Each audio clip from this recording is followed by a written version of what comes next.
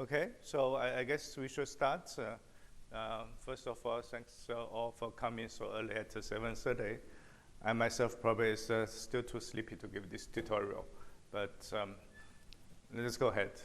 And this is a tutorial by Shie Mannor, who is at the Technion, and me myself. My name is Shie, for those of you who don't know me. So I used to work at Singapore at MUS, and then at Georgia Tech. So I recently quit Georgia Tech and joined Alibaba. So that's my new affiliate. And today the talk is about data-driven methods for MDPs with parameter uncertainty. So this is a tutorial that I try to explain the formulation of robust MDP and some extensions which is centered around a line of research that is done by Shie and me, as well as other research that I'm aware of. Now, if we think of, so MDP, in general, MDP reinforcement learning, all those are trying to solve the so-called sequential decision problems, or otherwise put it as a planning problem. So if you think of the classic setup of a planning problem, then typically we want to maximize, the formulation is typically want to maximize some expected average rewards. And if you think about this framework, then essentially there's two hidden assumptions. First, the model is sort of known. And also, whether you like or not like a specific outcome from the decision problem can all be captured using a single scalar reward. And any rare events, any probabilistic outcomes can be caught through the expectation of this single scalar reward.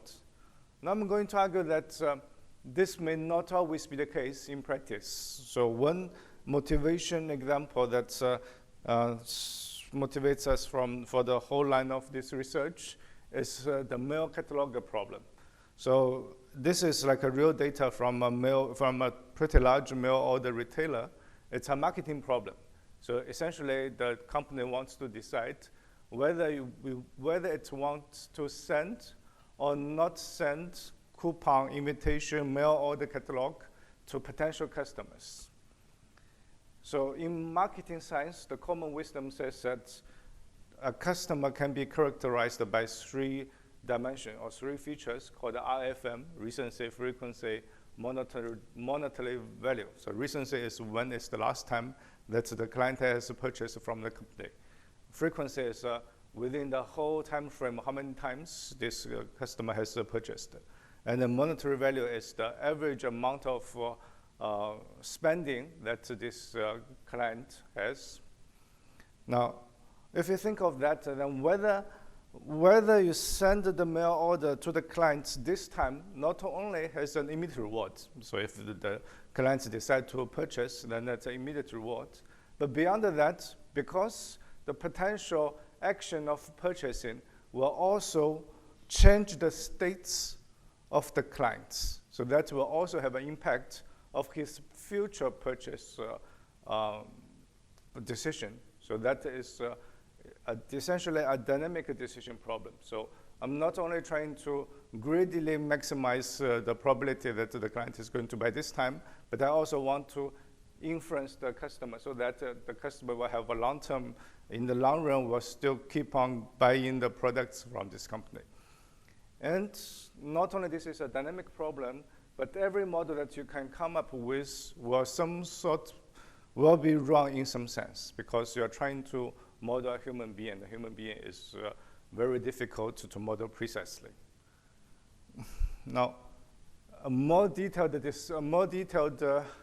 study of this mail catalog problem, so the data comes from, it's a complete transaction history of 1.72 million customers for a 6-year period. So that is the whole data set.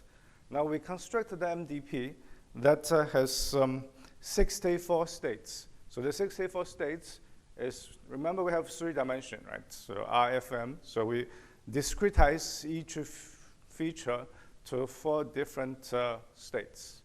So that gives me 64 states. Then the action is either to mail or not to mail to the customer. Now, if you think of that, this is a pretty small MDP, and we have a huge amount of data. The objective, of course, is to maximize for each client. It's expected the total discounted profit. And the reward is then, the immediate reward is the purchase amount minus the mailing cost. So we assume that the mailing cost and the purchase amount is known. Now, each customer's historical data over time then becomes a sample trajectory. So I have 1.72 million sample trajectory. And this 1.72 million trajectory consists of 164 million observations, where each observation means at a certain time period, the company either make a decision of sending the catalog or not sending the catalog, and consequently whether the client is doing a purchase or not. So I have 164 million observation, or in terms of, if you're familiar with MDP, I have 174 million state action next to state triple.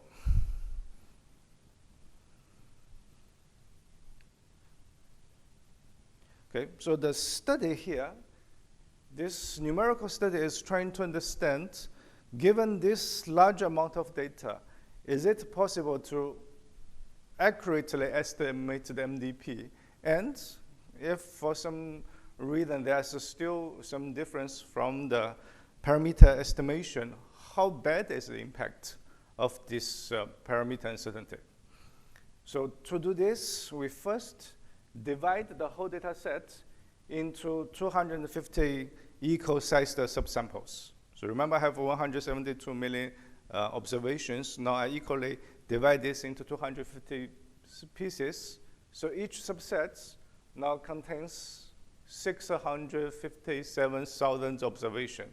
Then I'm going to build an MDP using this amount of data.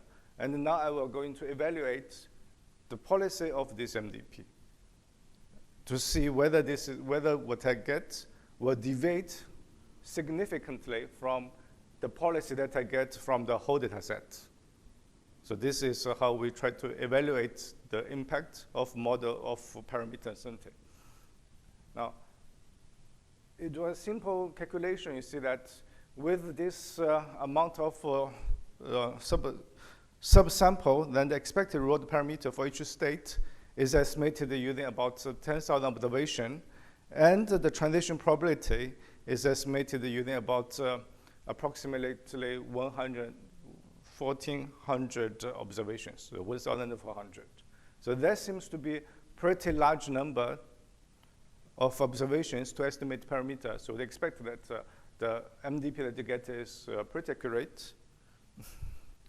And now what I want to see is, so first of all, given a fixed policy, if I want to estimate the value function using the MDP that I constructed, how accurate is this estimation? So, of course, the value function itself is a function of the states, and I have 64 states, so that's a 64-dimension vectors. So I want to capture that 64 dimensions vector into a scalar, so I take the average over these 64 dimensions, over the 64 states. We call this average value function. Now, remember, I have 250 different MDPs because of the subsamples. So I want to see the 250 realization of the average value function. What is the bias, and how large is the variance of this fixed policy? So is it clear? Now, the ground truth average value function, which is the policy evaluated under the MDP that is constructed over the whole data set, the ground truth is $28.54. That is for the policy that the company has been using, so it's a fixed policy. The average of the 250 estimates, each of them is estimated using a subset of the data set. So the average is pretty close to the ground truth. The average is 28.65. So I have a bias of 11 cents. And the standard deviation is 97 cents.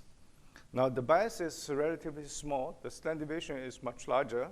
And if I look at the 95 confidence interval, then the 95% confidence interval of the estimate is from $26.50 to $30.49, or roughly there's a deviation of 40% from the true value if I'm looking at a 95% confidence interval.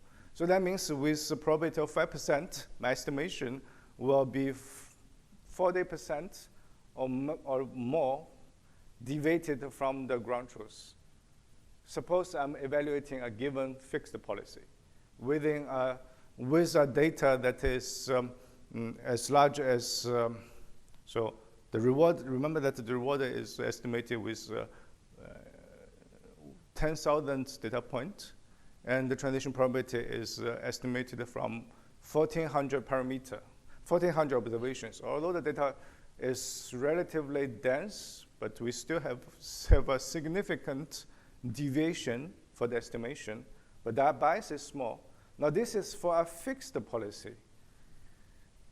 And a more significant impact is something called the curse of optimality. So if I want to optimize a policy using the MDP that I've just constructed, and then I want to evaluate that policy, then there will be a significant overestimation of the performance of the so-called optimal policy.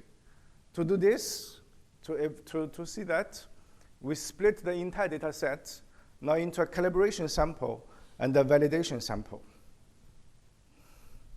The calibration sample is sort of similar to the subsample that I have previously, but now I have a much larger calibration sample. I use that to construct an MDP to find the optimal policy. And then I'm interested in understanding the bias and the suboptimality of the so-called optimal policy. So can you see the two pictures? So the left is the bias. The bias is calculated as, so I have a calibration sample. I constructed my MDP. I get the optimal policy. I evaluate the optimal policy using the calibration sample, and then compare that with the evaluation on the validation sample. So the validation sample is independent with my optimal policy. So you can think of this as an unbiased estimation of the average value function. And then compare that with my, if I only have the calibration sample, I would evaluate my optimal policy using that sample. So the bias is essentially how much you overestimate your performance. Then the suboptimality is the difference of the performance of the so-called optimal policy from the calibration sample versus the true optimal policy from the entire data set. Again, evaluated on the validation sample. So that's the suboptimality. And we will see that for a calibration sample that is as large as 1% of data, which is 1.6 million observation, then the bias can be roughly 62%. So you overestimate your performance by 6% when you are constructing MDP and evaluating MDP using the same calibration sample. And the derived policy is 2% worse than the true optimal. Now think of this. This is a very small MDP with only 64 states, and I'm estimating the parameters using 1.6 million observation. So we'd expect that all the parameters are estimated very accurately, but still you will get a policy which is 2% worse than the true optimal policy. Okay, so the purpose of this numerical study is to really show that even for small MDPs, where you would think that with a significant amount of data, there's no need to really think of how to handle uncertainty. That's still not the case. The impact of the parameter uncertainty can significantly make your policy worse than the true optimal policy. And this is common to many problems. In many problems, the real estate space is huge. Like if you think of the Mannor catalog problems, we sort of construct a small MDP by neglecting a lot of factors. So the real estate space can be huge. We do have some batch data, but it's not enough to estimate the true models. And the operative solution is you build a smallish MDP, you solve it, you apply the so-called optimal policy. So computational speed becomes less of an issue. And the main issue here is how do we quantify and how do we mitigate the uncertainty and the risk that comes from you try to solve a smallish MDP from the sample. Okay, so essentially this falls into the big picture of how to do optimization when we do not know the model exactly. But you have some ideas of the magnitude of the uncertainty. And in particular, in this tutorials, we will focus on the so-called robust MDP framework. Now, quick slides to recap what is MDP. MDP is defined as a 5-tuple. We have T, which is the decision horizon, possibly infinite. We have gamma, which is the discount factor, scalar from 0 to 1. S is the set of states. A is the set of actions. So in this tutorial, we will focus on a case where both of them are finite. P is a transition probability, typically write as P sub T of S prime, condition on S and A. So that means if this is in the T's decision horizon, my current state is S, my action is A, then the probability of next state being S prime is given by this value. And the emitted reward, R sub T of S and A, is expected reward that you will get at the time T if your current state is A and your current state is S and your action is A. Then the standard concept of the optimality is try to maximize the expected total discount reward. So the total discount reward is the reward that you accumulated along the time multiplied with the discount. Then this is a random variable, so it takes expectation, and a policy that maximizes this is considered the optimal policy. So that's like the standard MDP setup. Now, what is a robust MDP?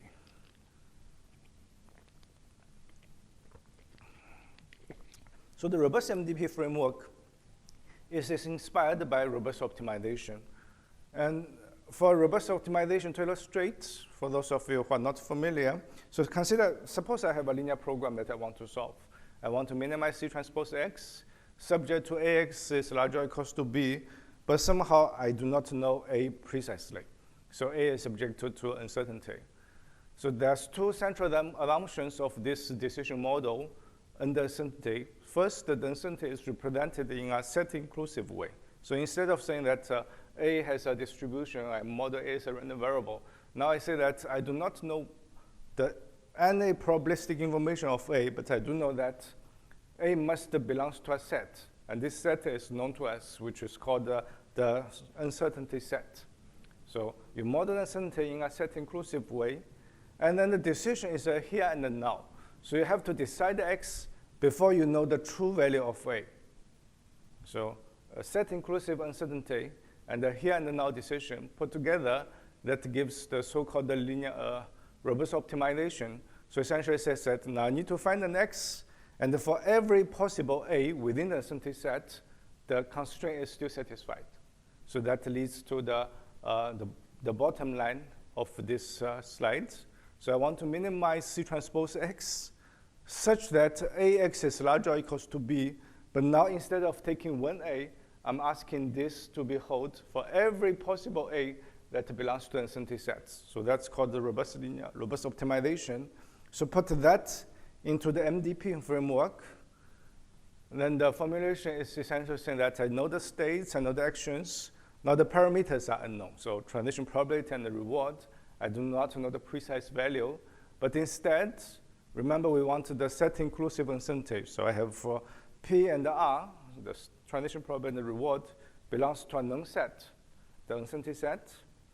And since I have to make the decision before the parameter is revealed, so I want to find a policy such that the worst case performance is the best. So that leads to a min-max formulation. So I want to maximize a policy, and when you fix the policy, nature is going to choose from the uncertainty set the worst parameter.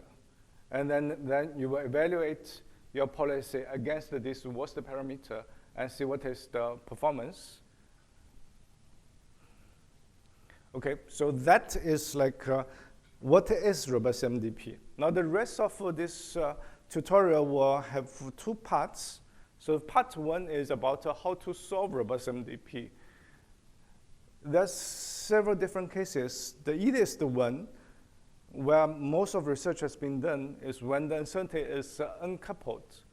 When you have uncoupled uncertainty, then we will show that you can write the formulation, you can write the min-max formulation as a sequence of one-step min-max. So you can derive the Bellman equation, you can solve the Bellman equation, and then get the optimal policy accurately. And this is so that is for the case that the uncertainty is modeled as a set-inclusive way. Then we'll talk about when there are some probabilistic information. So instead of looking at robust MDP, you can look at so-called distribution robust MDP. So try to incorporate the probabilistic information of your uncertainty. And then when you have uncertainty which are coupled, so coupled in the sense of the parameter of one state, the realization of that may have an influence on the realization of a parameter of a different state. So in that case, it is known that the problem is NP-hard. So we'll talk about some special case where you can still solve it efficiently, as well as some approximation scheme. Now in part 2, we talk about several extensions of the robust MDP framework. So first, if we have larger problems, where solving dynamic programming becomes computationally infeasible. And second, everything about the robust optimization of robust MDP so far are based on the assumption that someone tells you what is uncertainty set. Then you try to solve the min-max. Then we will talk about how to construct the uncertainty set, or how to learn the uncertainty in the robust MDP framework. And finally, we'll talk about a couple of alternative formulations. We do not do min-max, but we still try to mitigate the uncertainty, the impact of uncertainty from the MDP. Okay, so to solve robust MDP, one central concept is called rectangular uncertainty. So that essentially says that I have uncertainty which are uncoupled across different states. So what does that mean? It says that a parameter of a state S is to take, whether it is allowed to take a certain value does not depend on the parameter values of other states. So that means, if I write it in a more mathematic way, that means the uncertainty sets of all the parameters together is a Cartesian product of the uncertainty set of each of the parameter of each state. So think of if I have two states, so state 1 has a reward which is between 0 to 1. State 2 has a reward which is between 2 to 3. So if the uncertainty set of the two parameters jointly is the Cartesian product of 0 to 1 times 2 to 3, then that is uncoupled uncertainty. But instead, if you have a joint constraint such that the two parameters together cannot be larger than 2.5, then that means the value of the first state, the parameter of the first state, will have an influence of whether the second state can take a certain value. Then that is not uncoupled. So with the rectangular uncertainty assumption, then the robust MDP formulation is usually easy to solve. And this is also the case which has been mostly widely studied due to the computation efficiency. Now, there's also an extension of this rectangular called the SA rectangular, where the parameters of different state action pairs are further assumed to be uncoupled. So you have more uncoupling. Not only state parameters of different states are uncoupled, now parameters of different state actions are uncoupled. Okay, so for the finite horizon case, under the rectangular uncertainty, essentially you can define the total robust reward to go for policy pi, as well as the optimal robust reward to go from a certain HT. So this is like a robust counterpart of the value function and the value function of a fixed policy and the optimal value function. So under the rectangular uncertain assumption, these two terms can be defined and they can be calculated using a backward induction type of Bellman equation. So if you compare this with the standard Bellman equation, you see that the main difference here is now instead of each step I take a maximization over all the probability. This is the probability simplex of all the actions of state ST. So instead of taking just the maximization of all the probability, now I also take the minimization from the parameters of state ST. So in the Bellman equation, now I'm solving a min-max problem. But for all the states, I can do a backward induction to solve each of the optimal value. So this also implies that the optimal policy will be Markovian. So some very hand-waving proof essentially says that the optimal reward to go can be think of a value of a Stelgesberg game. Now, due to rectangular uncertainty, so the game only depends on what state you are. And so solve the optimal reward to go from time t will equals to solve the min-max problem, where the payoff is the tth step reward, which is this one, and plus the optimal reward to go of the t+1 step. Now, this line, that the optimal reward to go is the value of a step game, is only true when what you can do at this step does not depend on previous steps. Now, for the decision maker, so you can think of this game of decision maker nature. For decision maker, this is always true. At the MDP, the action that I'm going to take at this step does not depend on what I can do previously. Now, for the nature, if this is a rectangular uncertainty, that's also true, because the parameter that the nature is allowed to take does not depend on what are the parameter relations previously. But for coupled uncertainty, this line is no longer true, and that's why the Bellman equation only holds when the uncertainty is rectangular. Okay, and using this main theorem, then you can come up with a very nice dynamic programming type of algorithm solving it. It's called a robust dynamic programming because compared to the standard dynamic programming, I have instead of maximization, I have a max-min inside. Now, if we look at this equation, solving this equation is essentially to solve a robust linear program where most of us know that when the uncertainty set is sort of nice, that's very easy, it's very efficient. Similar results also hold for the case where you have state SA rectangle, so state action rectangular case, except that the optimal robust policy in this case is known to be deterministic, so it's even easier. So that is for the finite horizon case. Let me see what's the time. Now, for discounted total reward, because now states will be visited more than once. If I have an infinite horizon but only finite number of states, then of course some states will be visited more than once. So that will lead to two different models. The first model says that every time you visit a state, the state parameters can change. It can take any value from the uncertainty set, or you can also have a setup where for different visitors to a state, its parameter is always the same. But for both of the case, the optimal strategy are essentially the same. So you can show that when the optimal strategy for the non-stationary model is also the optimal one for the stationary model.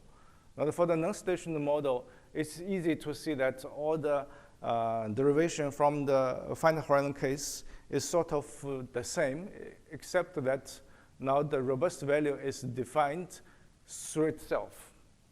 So previously, I have value function which has a subscript, this subscript meaning what is the number of decision horizon. Now I don't have that, so I have a V star which appears on both the left-hand side and the right-hand side of my Bellman equation. But because of the gamma as a discount factor, you can show that the whole thing is still a contraction. So both the robust value and the robust action defined through this line of equations exist and is unique and can be solved using using a sort of value iteration algorithm.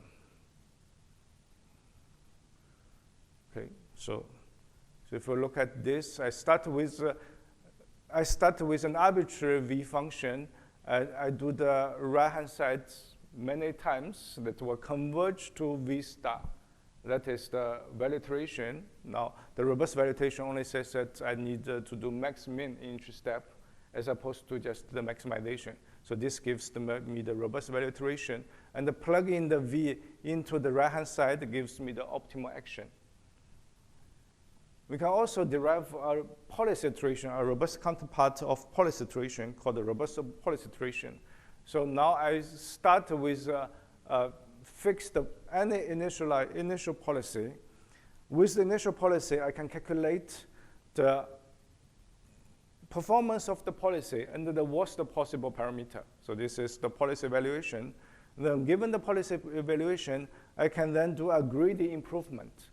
You can show that the new policy will be better than the older policy in the sense of the worst case performance will be better. And then because I have only a finite number of possible policy, possible deterministic policy, so you will converge to the optimal policy. And that's the main idea of doing robust policy iteration. Now, average reward case, I want to solve instead of the summation of the discount, and I want to solve the total reward divided by the number of steps. Results only known for some special case. One is you have SA rectangular and finite uncertainty set. Finite meaning that for each, the uncertainty set only contains a finite number of elements. So it cannot be an interval, for example. Or you have SA rectangular, and the resulting MDP, regardless of what parameter relation you choose, is always unit chain. So in these two cases, then this problem can be solved by looking at a gamma discounted case, which we just discussed, and then push gamma to 1. So take the limit of gamma when gamma goes to 1. That policy will be the optimal for this one, for these two special cases. Okay, so that's finish 1.1. Now, for the distributional robustness, so a criticism for robust MDP and the robust optimization said that if you have a set-inclusive approach to modern certainty, then that can be too conservative because you cannot incorporate any probabilistic information that you may have. Say that I know that a bad thing can happen, but the chance is no more than 5%. So how do you incorporate this 5%? Now, distribution robust optimization says that, okay, in this case, instead of saying that the uncertainty parameter is not a random variable, I still model this as a random variable, but I say that I do not know the distribution. I only have some information of the distribution, so that I'm saying that the distribution must belong to some set of distributions. So, for example, for the line that I have, I can say that this is a distribution such that the probability of a better chance happening is smaller equals to 5%. So that set is called the ambiguity set. So a set of distributions, this set is called the ambiguity set. Now I want to maximize the expected performance under the worst distribution within the ambiguity set.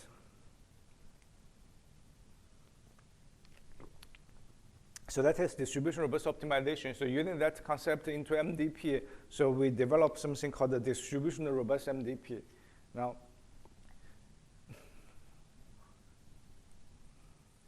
so here, we first say that if I know the parameter pair, I know P and R, given a policy starting at a state S, I can calculate what is the performance of our policy. So that's like a standard MDP. Now, suppose I do not know the parameter, but I know that the parameter follows a distribution. Then I can calculate the expected performance under this random parameter, which is just the expected value of this one, where P and R follows my distribution mu. And then, if I do not know the distribution, but I know that the distribution is within a set, let's call this a set C, then I can say what is the worst case expected distribution. And I can also say what is the best policy according to this evaluation. So that is basically a strategy such that the worst case expected performance of this policy is better than the worst case expected performance of any other strategy. Now, again, if I want to solve this distribution robust MDP efficiently, I need a rectangular uncertainty. Now the rectangular is more on the distribution set. So it says that the ambiguity set is a Cartesian product of the ambiguity set of each states. And using that, then you can show that the distribution robust MDP and the robust MDP are equivalent in the sense of, now I can construct an uncertainty set where the transition probability P and the reward R is such that you can find a distribution with the ambiguity set whose expected value of the P equals to this P bar, whose expected value of R equals to this R bar. So initially, I have some set of distributions. For each of the distribution, I can take the expected value. So the set of those expected value is a set of parameters. Then the main theorem says that if you solve the robust MDP of the new uncertainty set I just constructed, then the optimal policy as well as the performance of the optimal policy is the same as you try to solve the distribution robust MDP, the worst expected performance. Okay, now for the coupled uncertainty, when we don't have this nice rectangular property, then it is known that, so first of all, this is a very natural case where you do have coupled uncertainty. So an example that is very natural is saying that I have a Asperger problem, a dynamic Asperger problem. So I have a jar which contains 90 balls. 30 of them are known to be red. The other 60 balls are of same color. They are either blue or green. I do not know whether they are blue or green. Now I draw a ball at the time 1 from this jar, and then it is revealed whether this ball is green or not. So someone tells me this is a green ball, or someone tells me this is not a green ball. So this is not a green ball means that it can be a red or it can be a blue, but I do not know. I just know whether it's green or not. Now, then at the time 3, the color of the ball that I has drawn is revealed. And if it is a red ball, I have a reward of +1. Okay, so the Markov tree is very, very simple. You draw a ball, someone tells you whether it's green or not, then someone tells you what is its color. Now, let's say PB is the probability that the ball is blue. And we do not know what is the value except that this PB belongs to interval.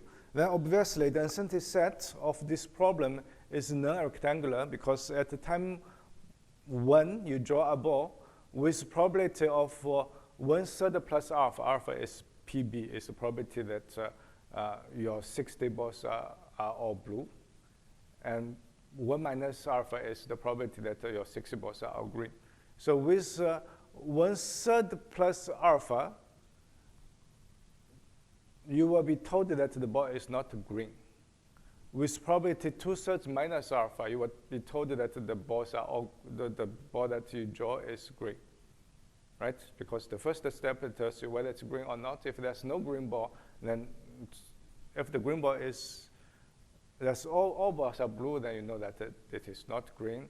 If some balls are green,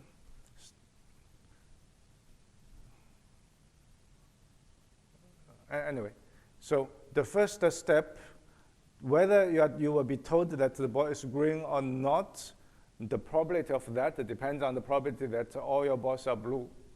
And if you are told that the ball is, let me see what is.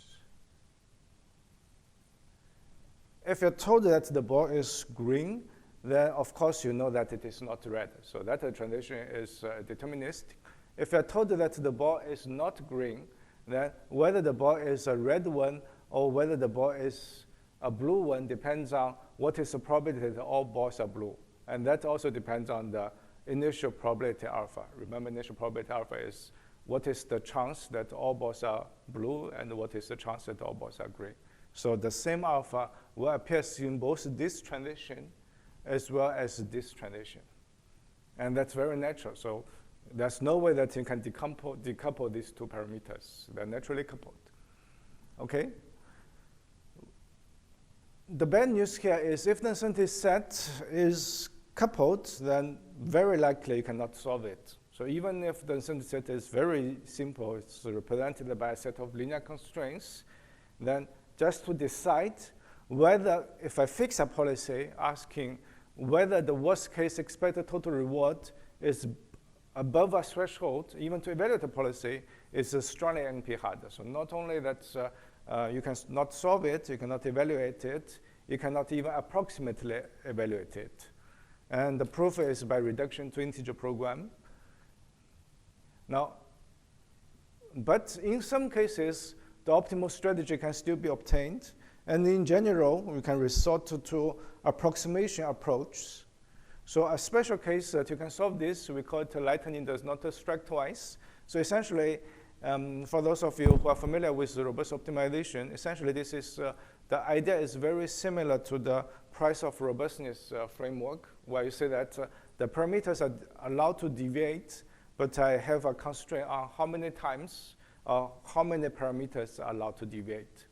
So think of this case where I have MDP where my MDP has multiple states. Each of the states I'm allowed to deviate in this sense means that I jump into a storm, but unlikely we're jumping into 3 storms sequentially. So you see that I have 3 states. Each of the states my parameter may deviate, but the number of deviation is no more than 1. So only one storm happens. Now, by limiting the number of deviation, we call this uncertainty set, we call it lightning does not strike twice. So I have a rectangular uncertainty set, and on top of that, I say that the total number of parameter deviation is not above a threshold. It's under a threshold. Now, if the threshold is 0, then it's the naive MDP when nothing can deviate. If the number of deviation, this threshold equals the number of states, that's the standard robust MDP. If it is in between, then that's the coupled case, but can be solved efficiently. Now, this is an illustration. So this is I have 3 states.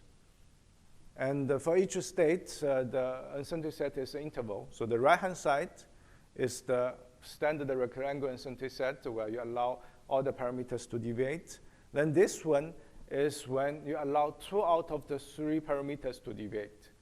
So the uncertainty set looks like the union of the 3 planes, which is of course not rectangular, but conceptually it is close to being rectangular because for rectangularity means that if I know what is the previous, the relation of the previous state has no impact on the parameters of the future states. So condition on what has happened, the condition projection of the uncertainty set remains the same. So like this is the first state if the parameter takes this value or the parameter takes this value. For the other 2 states, the uncertainty set always remain the same. So that's what the rectangle, why rectangle is useful. Now, for the lightning does not strike twice, if my first parameter takes this value, it does not deviate, then my second and the third parameter can take this uncertainty set. If my first parameter takes any other value, which means it deviates once, then the second and third parameter always takes this uncertainty set. So there's two possible uncertainty sets, condition on the first parameter. And only two, not infinite many. So that's why this is similar to this one. This one has only one possible uncertainty set, one possible condition uncertainty set. This one has two. And in general, if I have at most k, I call this k rectangular set.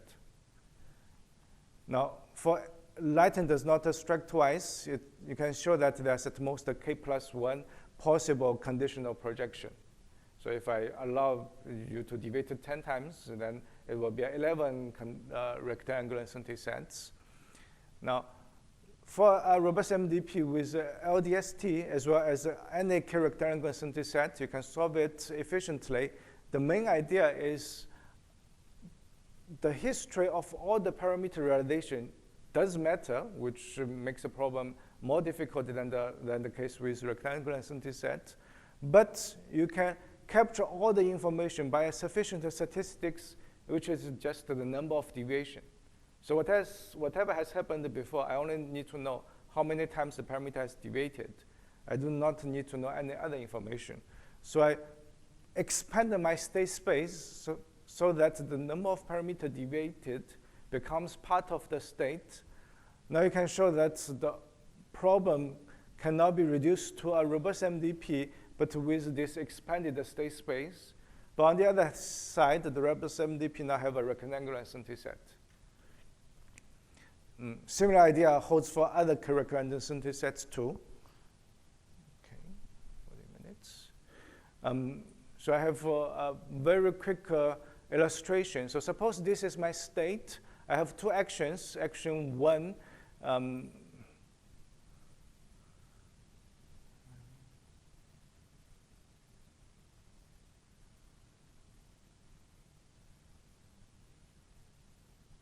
okay, so this is the nominal parameter. So if I don't deviate, action 1 with probability 1 goes to state 1 as reward 7. And this is the nominal parameter of action 2. Then the uncertainty sets of the uncertainty sets is you can take any p, any r.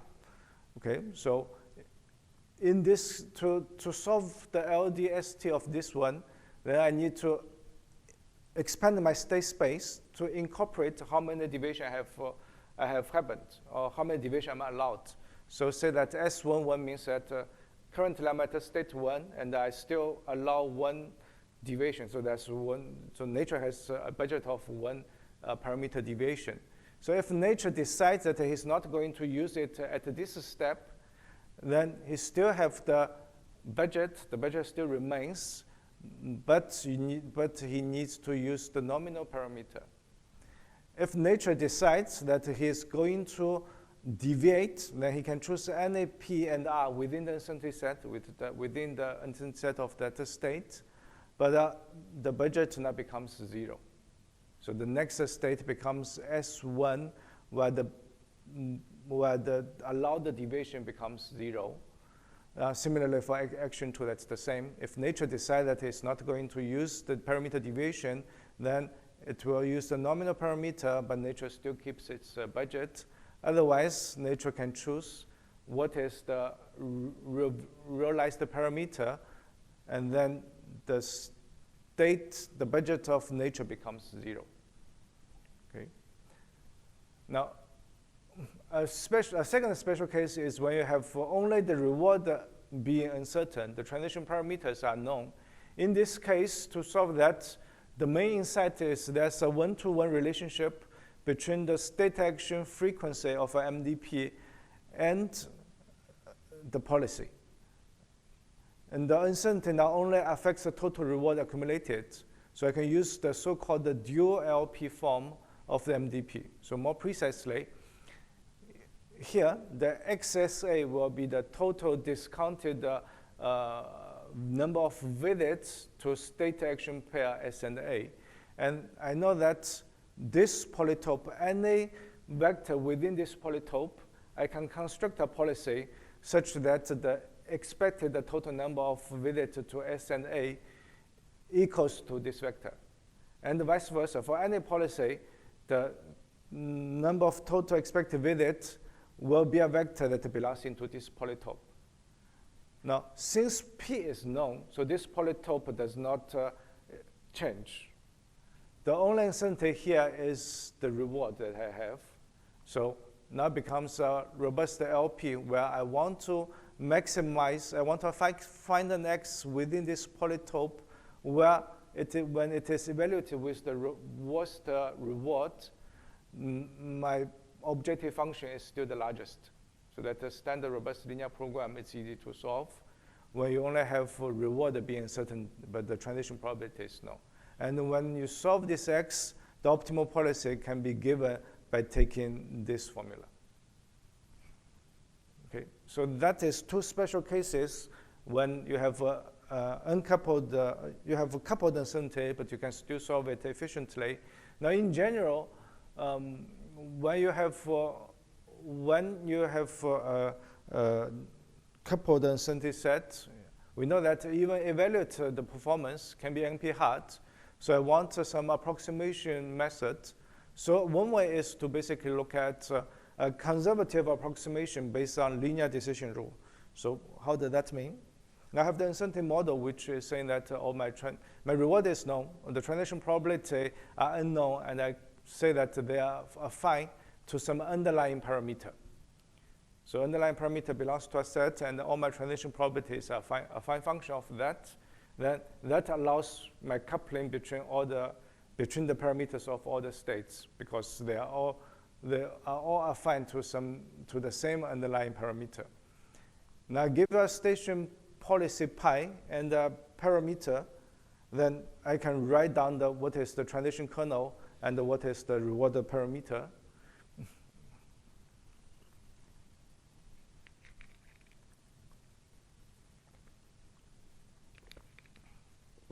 And you can show that for fixed policy and the fixed parameter, the value function of that policy under the parameter is the optimal solution of this optimization problem, where this alpha is the initial state distribution. Now, because of that, then the worst case expected performance is just to substitute W with WS of Cassie.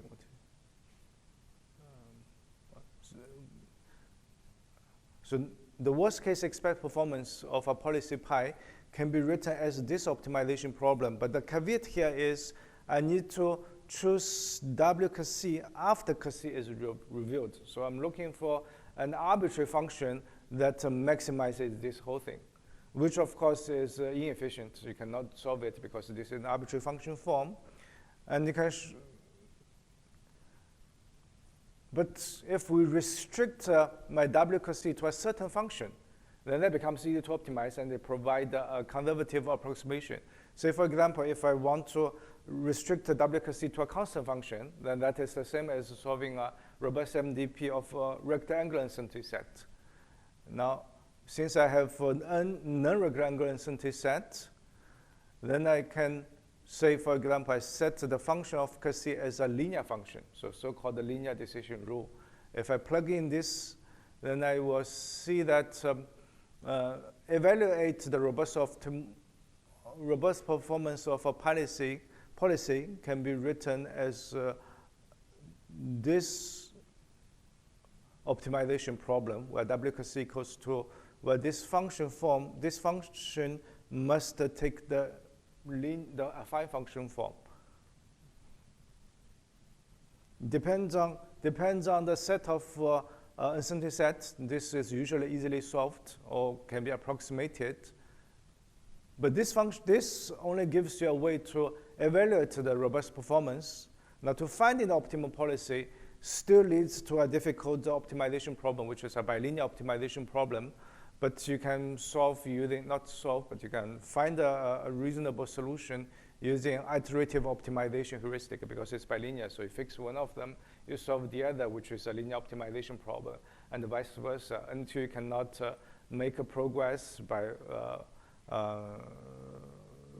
just optimizing one of the parameters. That gives you a stationary point. Okay, so we finish part 1. And for part 2, we'll talk about 3 things. When we have large problems, how do we learn the uncertainty and some alternative formulations. So when we have large problems, then there's no way, even if you're given a rectangular set, there's no way to compute the exact solution because just you are not able to do dynamic programming of value iteration or policy iterations. So instead, we will make use of functional approximations. Now, the focus here is not on the reinforcement learning. So I'm not trying to solve it on sample-based methods. I'm just doing approximate dynamic programming. So there's a couple of methods that we have developed. So one is called so-called fitted robust value iteration. So the main idea is we adapt a fitted value iteration, which is used to solve the ADP, the standard ADP setup. We adapt that into the robust case. So to ensure convergence, we use the non-parametric approach. Non-parametric approach means that my value function is a summation of, first I have a finite set of so-called representative states. And then the value function of all other states will be computed by the value function of those representative states. So it will be some merging or some mixture of the value function of the representative states. And in particular, we look at the case which is called the averager. Averager means that the summation of this k equals to 1. So it's an average of all the representative states, like a weighted average of the value function of the representative states. And under that, you can come up with the fitted robust value iteration, which solves the dynamic programming only on the representative states. So remember that the main difficulty we have is I have a very large state space. I cannot do dynamic programming with all the states. Now instead, I say that I choose 100 states as representative states and say that the value function of the rest is just some sort of weighted average of these 100 states. Now, I try to get the value function of these 100 representative states by doing this dynamic programming, robust dynamic programming. And then for the rest, for the other states, it's just the weighted average of the representative states.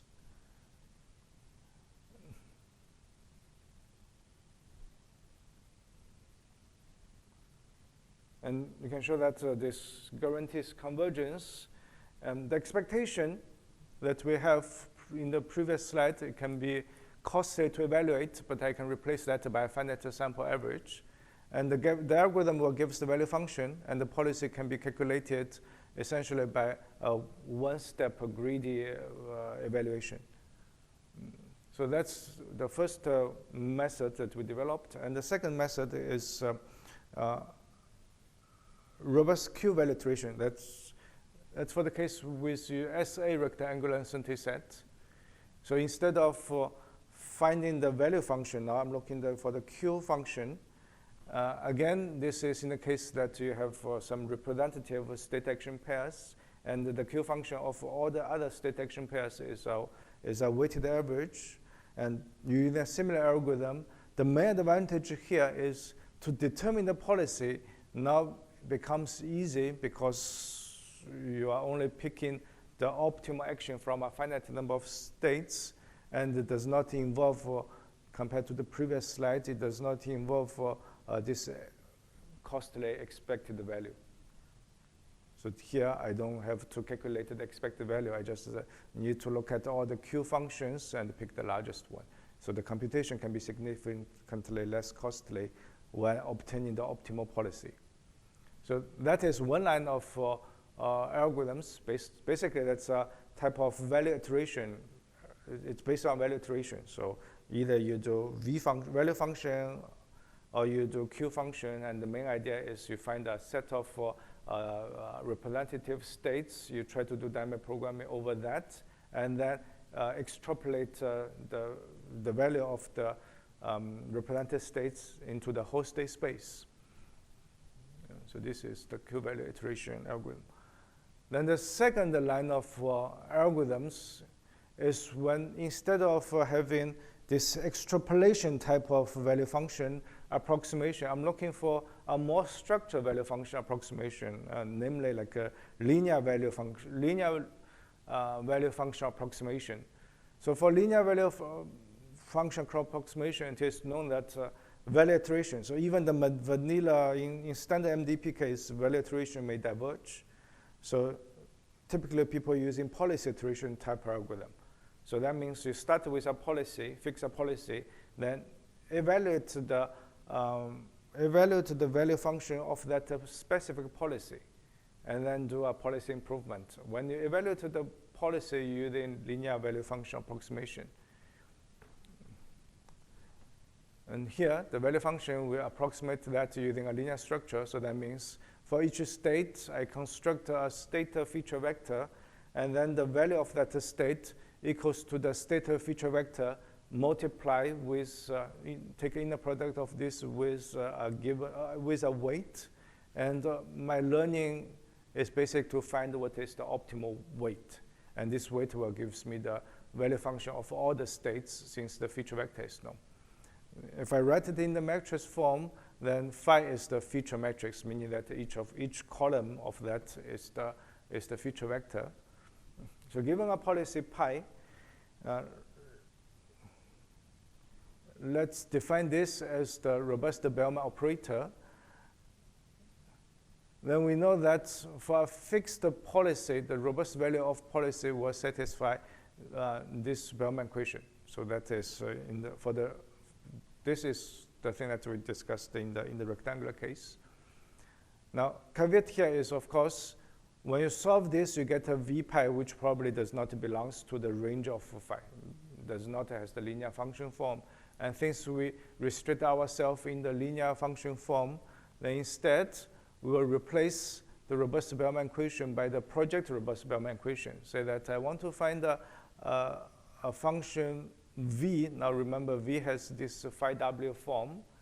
Of course, phi w will not equals to L pi phi w, because in general, v pi does not belongs to that space. So instead, I say that when I have this phi w, I take the robust Bellman operator, then I project it back into the phi space. I will get the initial phi w, and I say that is the fixed point that I'm looking at. Okay, so in 1 more minute, for the robust value will be the fixed point of this operator, but we know that this fixed point will not belongs to the range of phi. So instead, we say that I have approximate the value function such that after the Bellman operator, if I project it back into the phi space, it becomes itself. So the fixed point now is the fixed point of the projection, then multiply with the Bellman operator. So I want to find the fixed point of this one. And here the projection is a weighted projection. So it's a least square solution with respect to a norm where this is not important. Okay. So the derivation here is very similar to LSPI, which solves the projected Bellman equation. So the only difference is LSPI, this is the Bellman operator. Now I have a robust Bellman operator. But since the robust Bellman operator is nonlinear, but the Bellman operator is linear. So the Bellman operator of a fixed policy is a linear operator. So everything is very nice. Now because my operator here is nonlinear, so in general, even the existence or the uniqueness of the solution for this is not guaranteed. And to solve solve the project robust Bellman equation, I need an assumption, I need some technical assumption. And under that technical assumption, then you can show that there exists a unique solution, and the unique solution also is a very good solution. Also, this projected robust Bellman operator now becomes a contraction, meaning that I can solve the previous equation, this one. I can solve this one by iteratively performing the right operator. It's because this is a contraction, so I start with the NA5W. I do this operator many times. I will converge very fast into the fixed point of this operator. For very large state space, to calculate this to calculate this exactly is not feasible, but we can approximate that using a small subset of samples. And that is for the policy iteration part. So policy evaluation part, now after policy evaluation is done, then doing policy improvement is kind of standard.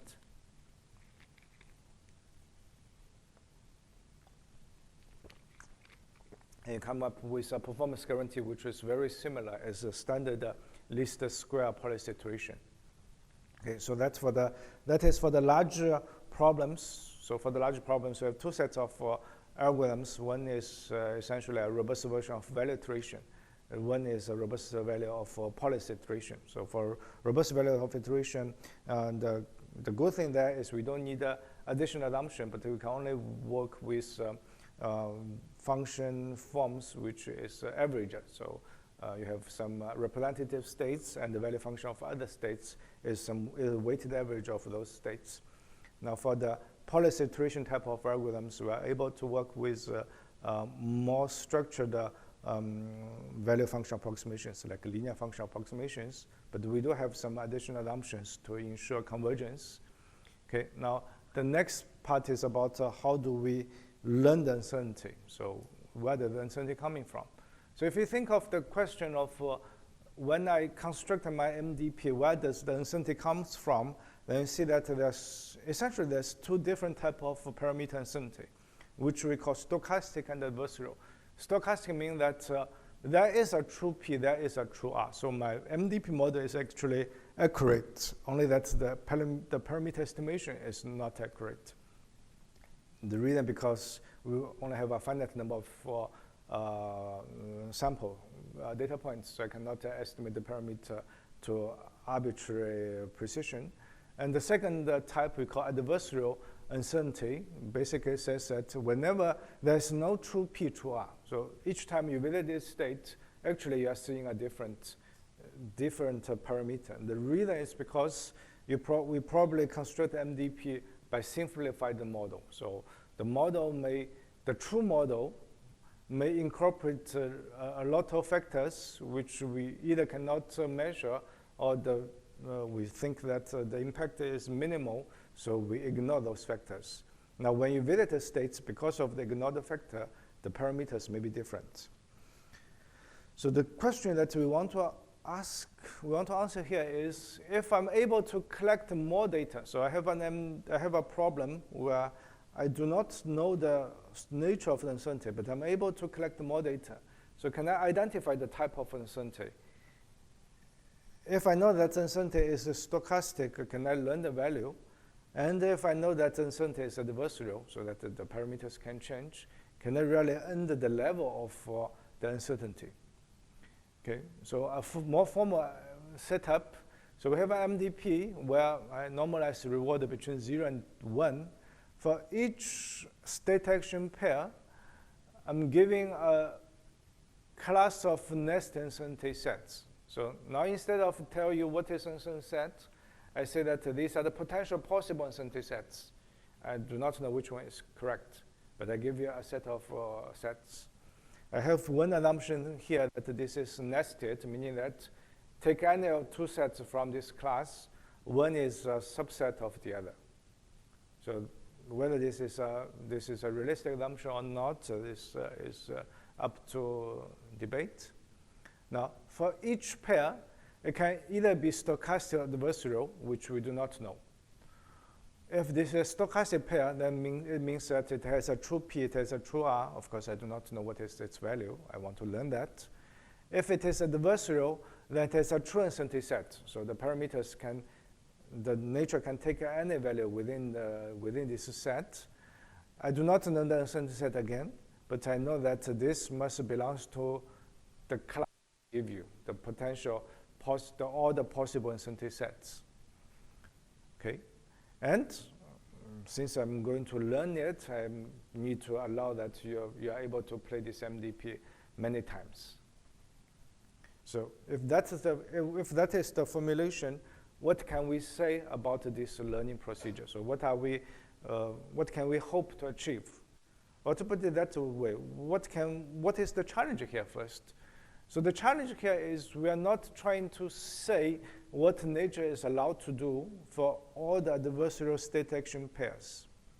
So I'm not assuming that nature is always going to choose the worst parameter, worst in terms of making a performance worse, because that will be an easy case. So I'm not going to assume what nature is going to do. Nature can choose any arbitrary value there, and every time it can have a very, very clever scheme so that whatever is your objective, it tries to make your objective invalid.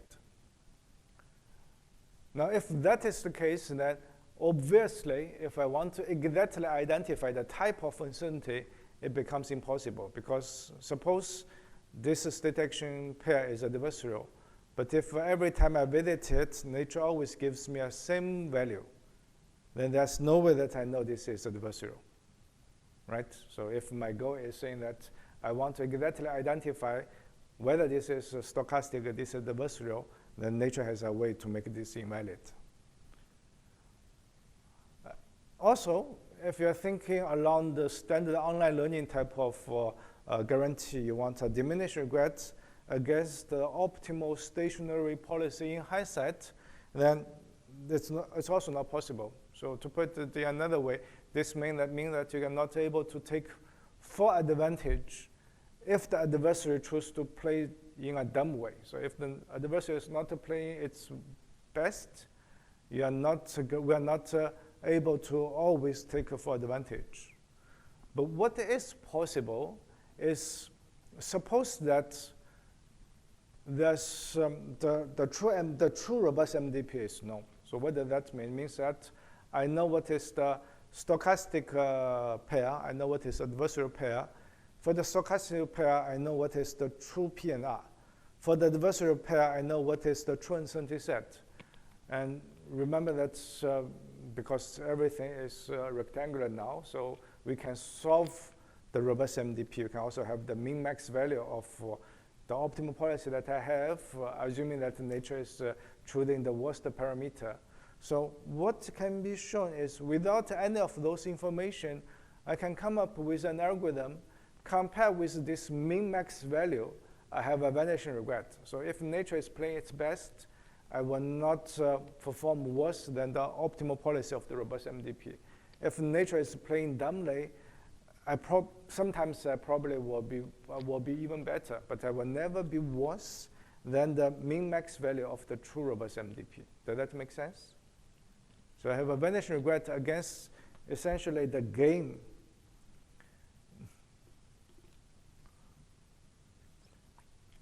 Now, how does we achieve that? So the main intuition is, if everything is stochastic, then it's basically a reinforced learning problem, right? I do not know P and R. I want to do a sample-driven version so that I have a policy which is optimal. And you can use things like UCRL, which consistently use optimistic estimation. And you will get a diminished regret compared to the optimal policy. But here, because we have adversarial uncertainty, so it can make things like UCL does not work. I have a cont example here. We'll just skip that because of the time, but there are cont examples showing that UCL will not work. You will get a linear regret simply because nature can have a very clever scheme to fool you.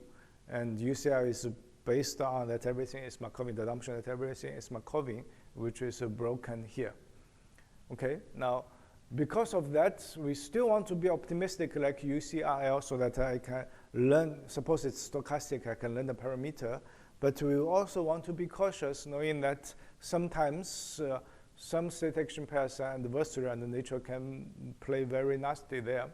So we start by assuming everything is stochastic. So we'll be optimistic, but we would monitor the outcome of transition for each pair, using a check to identify pairs that we are overly optimistic. So we maintain a belief, and then we check whether our belief is overly optimistic. If we find that we are overly optimistic, then we will change it to more realistic. So that means if we assume that a pair is stochastic, but indeed it's adversarial, or we assume that we have uncertainty set, but indeed the transitivity is larger, then we will update our information and then resolve the resulting MDP. So the algorithm looks like this. It has two parts. So first I will compute an optimistic robust policy. Then assuming that everything that is within, so I keep a set of adversarial state action pairs. And for each of those, I also keep a belief of what is the uncertainty set. So I will solve that one. I will get this policy. And if one of these two happened, then I will resolve. This is so-called the doubling trick. And this one says that if some pair fails the statistic check, either we assume that it is stationary, but instead we assume that it's stochastic, instead it's adversarial, then we will add it into the adversarial case. And then we will also calculate the new uncertainty set of whatever pair which fails the statistic check. And we'll do this forever.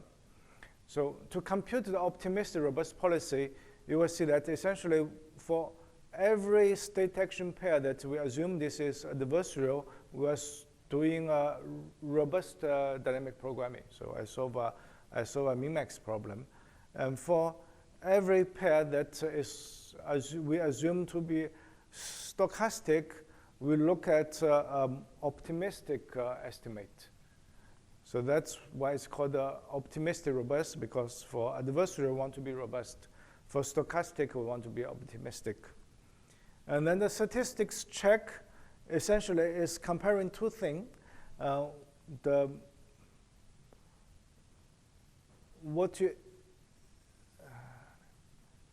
This is what we accumulate in practice versus what we believe we will accumulate. Now, if it is truly stochastic, then what we believe that we will accumulate will be similar to what we really accumulate. So that means if there's a large deviation, then this pair is not a stochastic pair. Similarly, for an adversarial pair, I will compare what I accumulate in practice versus what is the worst case that I will accumulate given the current uncertainty set that I believe. So if my belief is not too optimistic, then I should not have the first term much larger than the second term. So that means if my first term is much larger than my belief is overly optimistic, then I need to increase my uncertainty set. So in either case, I know that I have overly optimistic belief, I will increase my uncertainty set to the smallest one, to the smallest uncertainty set, which still is statistically correct. Okay, so essentially I'm checking off the value of actual transition, whether this is much below what is expected from the current belief. You can show that there's no false alarm. So with high probability, your belief is you will never be overly pessimistic. Sometimes it may fail to identify adversarial states if the adversarial play nicely, but in this case, we are already accumulating satisfactory rewards, so there's nothing need to be changed. If the adversarial plays nasty, then the statistic check will detect it and the sequential subsequently protect against it. we have some theorem showing that we achieve a square root of let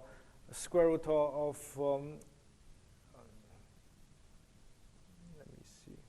The regret is square root of tau. We have a square root of tau regret.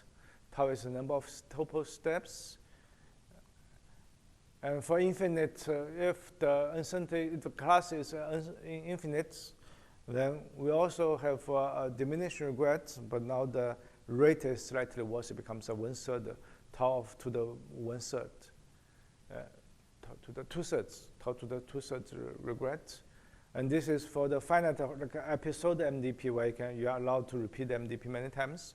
For infinite horizon average case, some tricking of the algorithm is needed, but you still get a similar performance guarantee.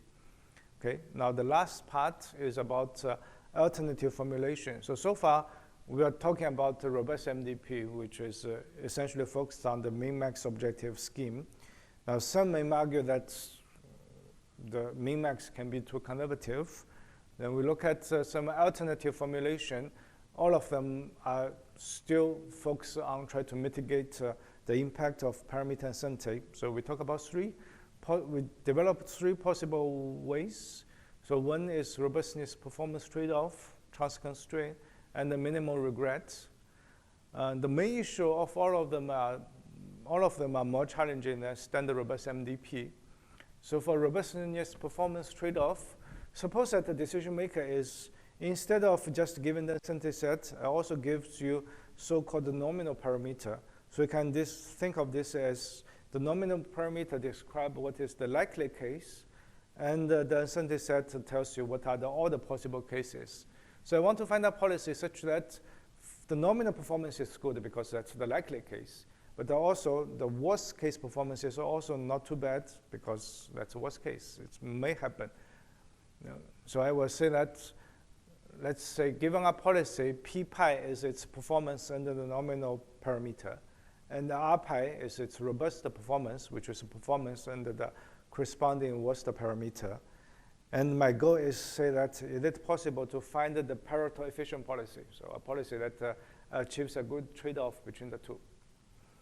Now, in general, computationally hard. So in fact, we have an example showing that the optimal policy here may be non-Markovian. So non-Markovian policy is maybe optimal. So the focus is on just the reward being certain. So if you have a certain transition, then that becomes computational hard. When you have only reward being uncertain, then this can be solved.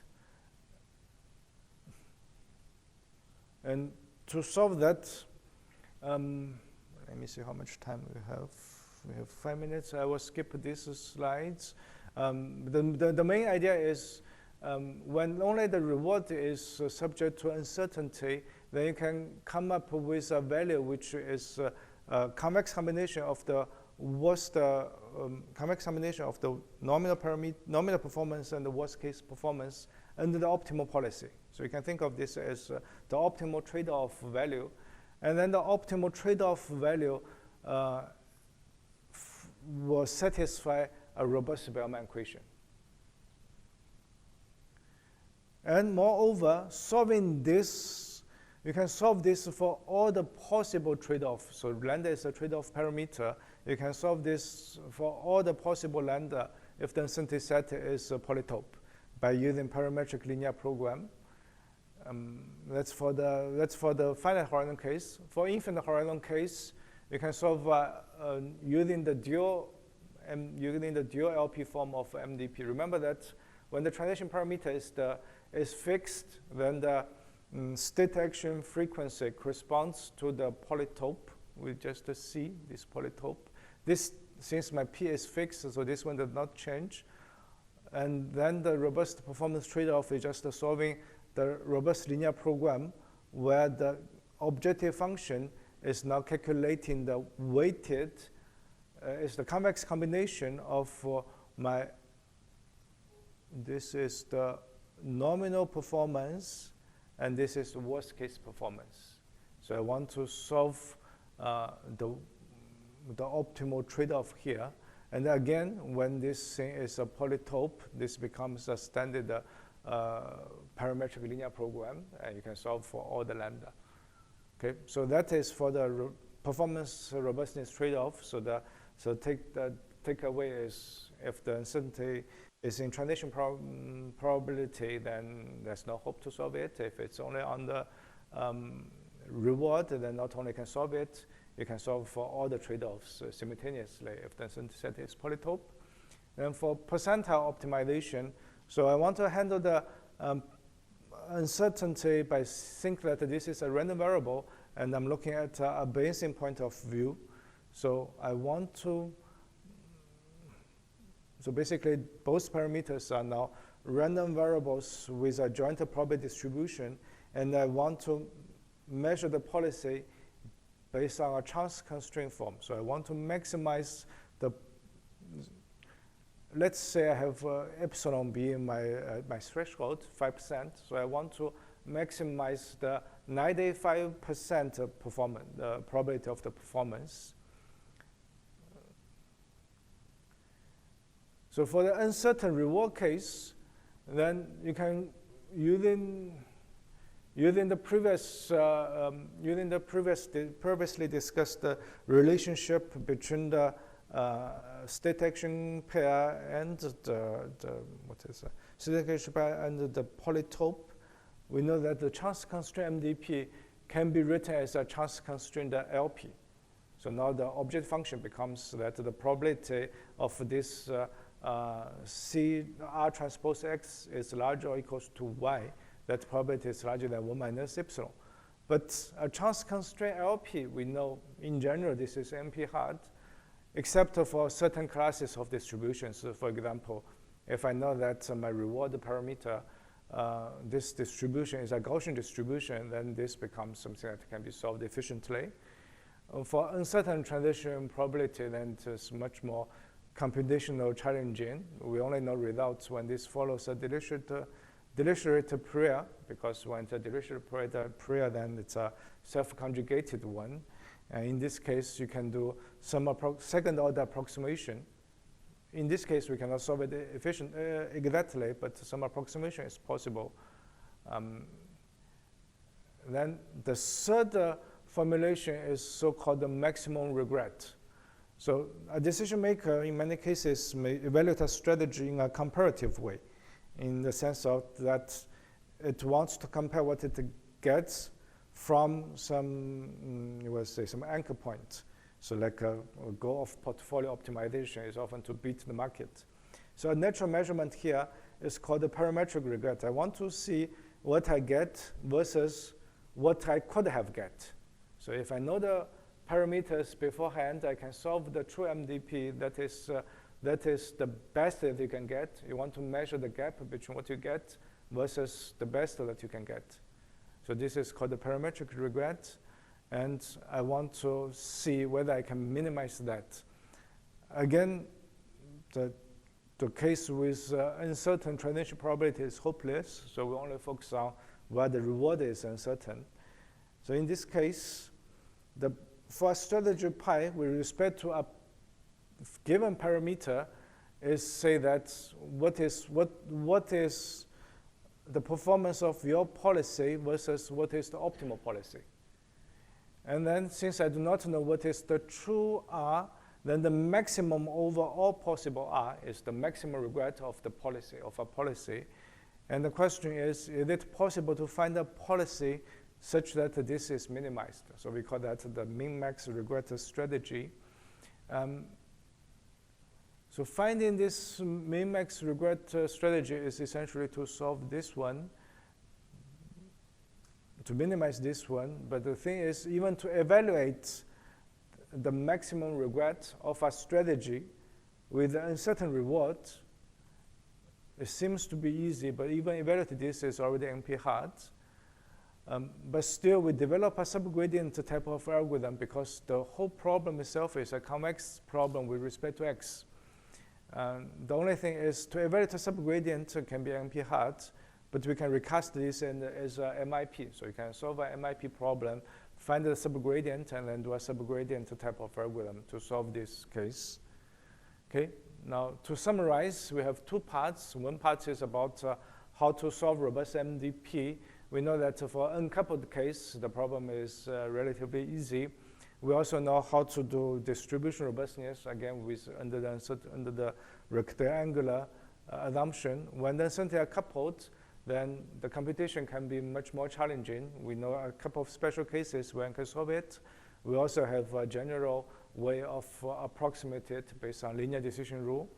And for extensions, we talk about when you have a larger state space, then we need to resort on value function approximation. We also talk about how to learn the uncertainty. So the setup there is essentially looking at online learning type of way to looking at, to find a policy such that it will achieve diminishing regret compared to someone who already knows the robust MDP exactly. And we also talk about a couple of alternative formulation. And the caveat there is all of them will lead to more computational challenge formulations. And I think we are running out of time. Thanks.